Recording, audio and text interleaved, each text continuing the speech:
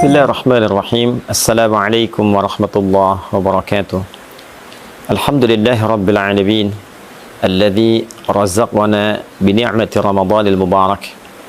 Fanahmaduhu hamdan kamila wa nashkuruhu syukran tamma ala hadhihi an-ni'mati al-kabira. Wassalatu wassalamu ala rasulillahi sayyidina Muhammadin alladhi ruziqna biqaunina ummatan lahu fasalawatullahi alaihi wa salamuhu tam alladhi dallana ala khairil amali fi hadha ash-shahr al-mubarak. Allahumma salli wa sallim barik ala hadha al-habib al-karim wa ala alihi wa sahbihi ajma'in wa ba'd. Saudara-saudariku dimanapun Anda berada, alhamdulillah kita sangat bersyukur pada Allah Subhanahu wa ta'ala.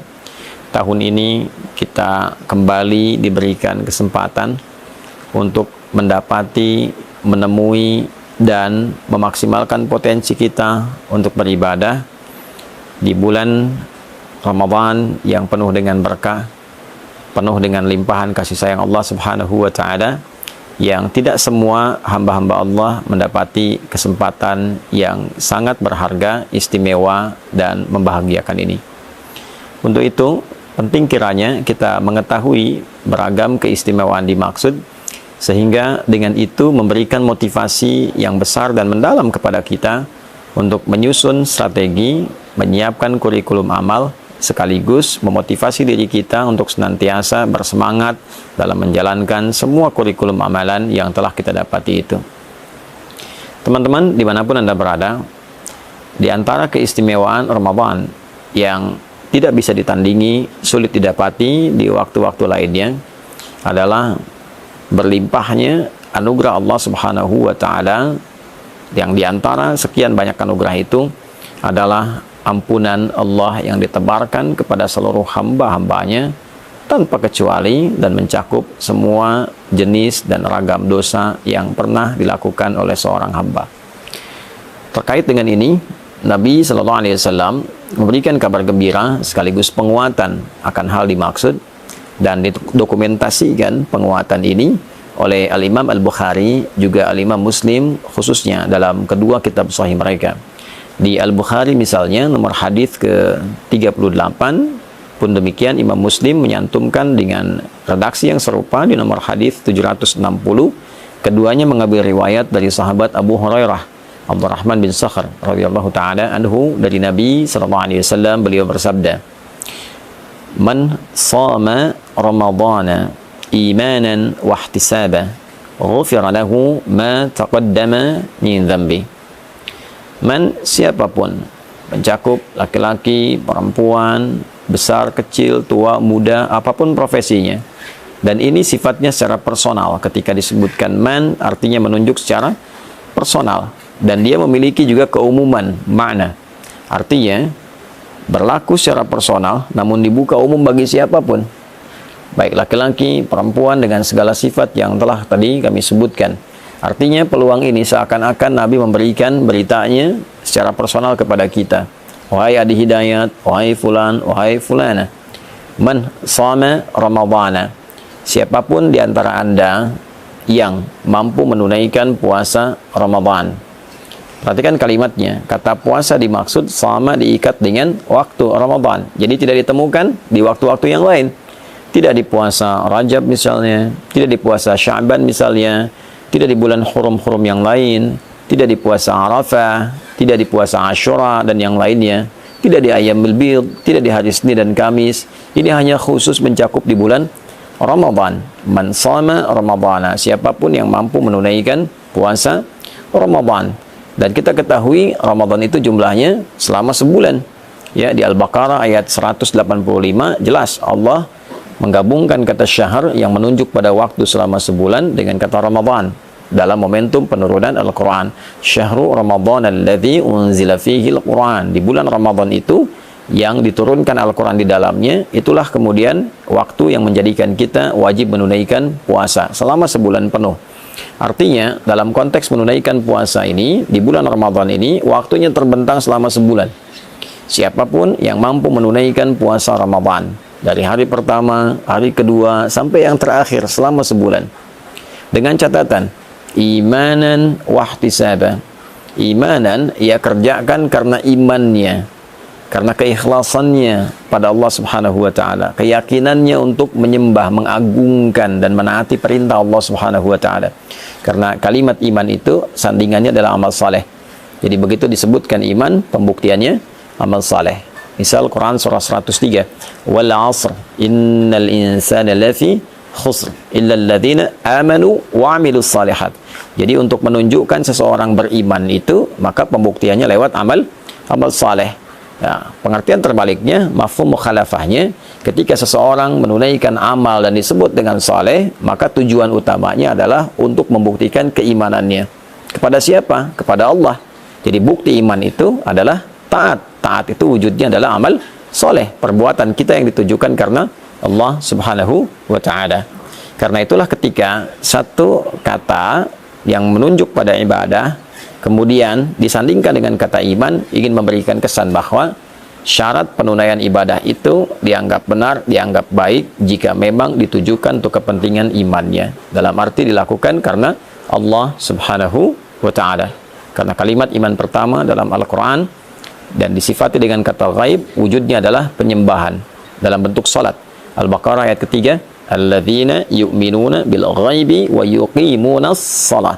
Itu orang-orang takwa itu orang yang mampu mengimplementasikan imannya ketika dia yakin pada Allah walaupun belum tampak dalam pandangannya, lalu dia buktikan keyakinan yang kuat itu dengan cara menyembahnya melalui salat. Maka dari itu ketika puasa diikat dengan kata iman, ini ingin memberikan kesan batasan bahwa orang-orang yang akan mendapatkan jaminan keistimewaan di bulan Ramadan ini adalah syarat pertamanya dia menunaikan puasanya hanya karena Allah, untuk membuktikan keimanannya kepada Allah. Itulah sebabnya pembuka kewajiban puasa ayatnya diawali dengan kata panggilan iman. Ya ayyuhalladzina amanu. Al-Baqarah ayat 183. Hai semua orang yang telah menyatakan beriman, kutiba alaikumus syiyam, dengan imanmu itu diwajibkan engkau mengimplementasikannya dengan cara menunaikan ibadah puasa di bulan Ramadan. Karena itulah kemudian penunaian puasa ini bukan hanya dikerjakan karena orang lain berpuasa, bukan hanya dikerjakan untuk membuat sebuah status di lingkungan kehidupan sosial, bukan hanya dikerjakan motivasinya untuk mendapatkan bukaan. Ya kalau niatnya dapat dunia. Saya pengen buka di masjid yang ada bukaannya mewah, ada takjilnya, ada sahurnya. Ya, secara adat sah dilakukan, tapi secara timbangan fikih dia hanya akan mendapatkan bagian bukaannya saja. Dia dapat makan, dia dapat minuman, tapi potensi keistimewaan yang mungkin dia bisa dapatkan sangat tipis kemudian untuk bisa dia raih. Syarat pertama. Yang kedua, wahtisaba. Ada iringan evaluasi diri, ada muhasabah di dalamnya, ada harapan mendapatkan pahala dari Allah Subhanahu wa ta'ala. Jadi yang dia harapkan ridha Allah, yang dia harapkan adalah Allah senang dengan puasanya. Lalu dia iringi dengan evaluasi diri dalam setiap puasa. Apa yang menjadikan selama ini belum kenal Allah? Kenapa selama ini imannya tidak terasa kuat? Kenapa selama ini ketika Allah panggil, rasa-rasanya telat untuk merespon? Dia evaluasi dari ujung kepala sampai dengan ujung kakinya. Maka ketika seorang menunaikan puasa dan dia kerjakan karena Allah, dia tinggalkan makannya lillah karena Allah, bukan karena sekedar hanya ikut orang tren puasa. Dia tinggalkan minumnya karena Allah, dia tinggalkan hubungan syahwatnya sementara waktu karena Allah, dan dia jaga hukum-hukum Allah, dia evaluasi dirinya. Ya, maka apa yang Allah berikan kepadanya? Ghufira lahu ma taqaddama min dzambi. Sepanjang dalam puasanya dia mencoba evaluasi diri, dosa pikirannya, dosa telinganya dari mulai mendengar yang salah, dosa lisannya bertutur yang keliru, dosa pandangannya melihat yang tidak benar, sampai ujung kakinya. Itu berpotensi saat dia berbuka diampunilah dosanya oleh Allah Subhanahu wa ta'ala. Dari mulai dia niatkan puasa, dia jalani sampai berbuka, benar dia lakukan itu, ghufira lahu ma taqaddama min dzambi. Ada peluang diampuni semua dosa-dosa yang pernah ia kerjakan. Itulah yang menyebabkan orang puasa itu ketika akan berbuka dia merasakan kebahagiaan yang sangat luar biasa.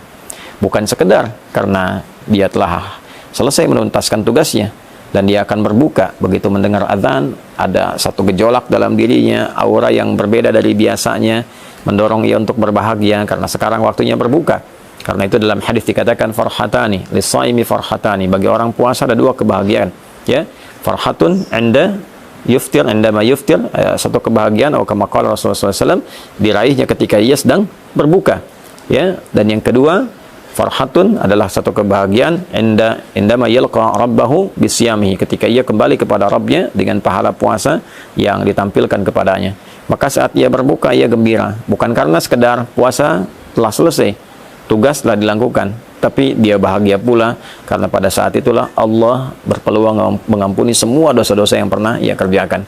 Saat ia kembali kepada Allah, dia kembali dalam keadaan bersih, pahala telah dia dapatkan dari bacaan Quran, dari sholat, dari kajian-kajian, dari tilawah dan sebagainya, sehingga dia gembira. Dan disambutlah ia saat kembali itu dengan diperintahkan untuk memasuki pintu khusus dengan pahala puasanya, yaitu pintu Ar-Rayyan. Allah Subhanahu wa taala menyampaikan kepada Nabi untuk memberikan kabar gembira. Inna fil jannati baban yuqalu Ar-Rayyan. Di surga itu ada satu pintu yang disebut dengan Ar-Rayyan. La yadkhuluhu illa shaimun. Tidak akan dimasuki oleh hamba manapun kecuali ahli puasa. Di antara ahli puasa itu ada yang menafsirkan rajin puasa, tapi juga pengertian spesifiknya adalah orang yang berhasil menunaikan puasanya yang ia kerjakan karena Allah, dan dia mengevaluasi diri seperti disifati dalam hadis Nabi sallallahu alaihi wasallam yang telah tadi diuraikan. Fa idza dakhaluhu ughliqa, kalau sudah masuk orang-orang dengan sifat ini, maka segera ditutup. Tidak ada orang lain yang bisa masuk kecuali memiliki karakter yang serupa. Jadi teman-teman dimanapun berada, saya ingin mengajak pada diri pribadi dan kita semua untuk saling mendoakan. Dari mulai sejak awal kita menjalani ibadah puasa ini sampai ujungnya, tidak ada di antara kita yang tidak punya kesalahan. Tidak ada di antara kita yang tidak punya dosa. Yang dibawa ke akhirat bukan berapa banyak uang kita, bukan berapa tinggi status kita, bukan berapa luas ilmu kita, bukan berapa kuat tenaga kita. Yang dibawa pulang adalah timbangan antara pahala dan dosa. Berapa banyak amal solehnya, berapa banyak amal salahnya. Ketika ditimbang, apa yang bisa menutupnya? Maka kasih Allah menghadirkan Ramadan untuk kita, bukan yang lain, memberikan sebuah kesempatan yang dalam agar kita mampu memanfaatkannya dengan mengevaluasi diri dan berharap Allah membuat kita lebih baik dibandingkan dengan hari-hari sebelumnya. Nabi SAW bersabda dalam satu hadis yang didokumentasikan oleh Imam Al-Hakim An-Naisaburi dalam kitabnya Al-Mustadrak. Satu kali Nabi SAW bersabda, wa kama qala raghima anfu rajulin liman adraka ramadhana falam yughfar lahu. Sangat tercoreng kehormatan seorang muslim, sangat terhina, sangat jauh dari rahmat Allah seorang yang disampaikan kepada bulan Ramadan, tapi ia tak mampu mengkreasikan kesempatan yang diberikan untuk mendapatkan ampunan Allah Subhanahu wa ta'ala. Semoga Allah memuliakan kita, mengampuni dosa-dosa kita, memberikan kesempatan terbaik untuk mengisi sisa kehidupan kita dengan lebih mulia, dan mewafatkan kita dalam keadaan husnul khatimah. Allahumma taqabbal minna innaka antas sami'ul alim wa tub 'alaina innaka antat tawwabur rahim. Allahumma ighfir lana dhunubana ya Allah, ma qaddamna wa ma akharna, saghiran wa kabira. Allahumma rabbana atina fid dunya hasanah wa fil akhirati hasanah wa qina adzaban nar. Wa sallallahu ala sayyidina Muhammad wa ala alihi wa sahbihi ajma'in. Wa akhiru da'wana subhanakallahumma rabbana wa bihamdika asyhadu an la ilaha illa anta nastaghfiruka wa natubu ilaik. Walhamdulillahi rabbil alamin. Assalamualaikum warahmatullahi wabarakatuh.